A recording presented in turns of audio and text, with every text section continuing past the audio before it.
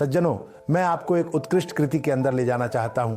Pompeo बाटोनी द्वारा रचित मानसवेतुद्दीन, एक ऐसी पेंटिंग जो 18वीं सदी की महान इतालवी पेंटिंग की सारी सुंदरता, मिठास और शक्ति को अपने में समेटे हुए प्रतीत होती है।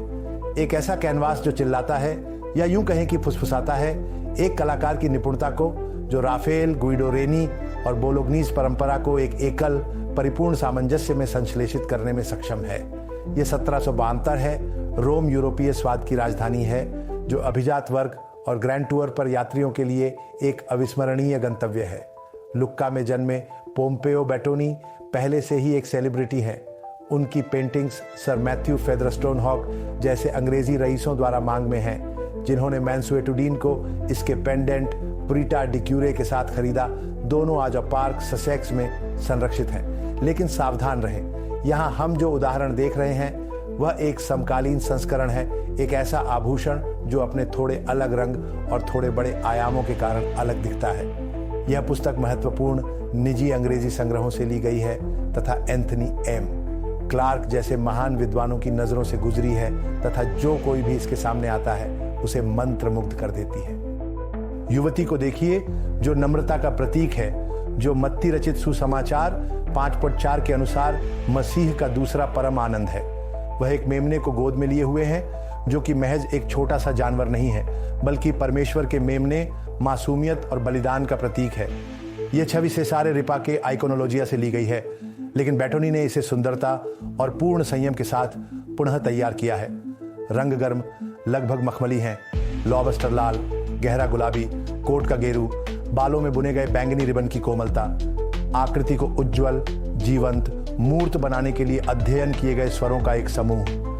प्रकाश ऊपर दाईं ओर से आता है जो दृश्य को लगभग नाटकीय रूप देता है, जो मेमने की त्वचा और ऊन की कोमलता को उजागर करता है।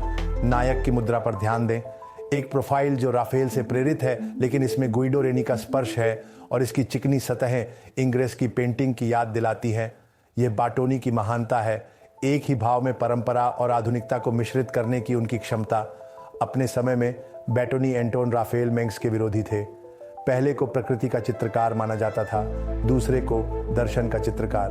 ओनोफ्रियो बोनी ने 1787 में अपनी कृति एलोगियो में लिखा है, बैटोनी कम गहन लेकिन अधिक स्वाभाविक थी, और इस काम को देखते हुए हम केवल उनके साथ सहमत हो सकते हैं। मानसवेतुद्दीन एक कोमल, काव्यात्मक, लगभग स्पर्शनीय भावना को प्रकट करता है। बैटोनी ने प्रकृति पर क्रिया की है, उसकी गतिविधियों को कैद किया है और हम इससे मंत्रमुग्ध हो जाते हैं।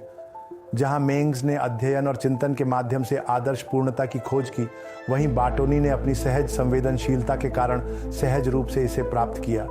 यह अनुग्रह की विजय है, स्नेहपूर्ण भाव की विजय है, स्त्री और मेमने के बीच मौन संवाद की विजय है।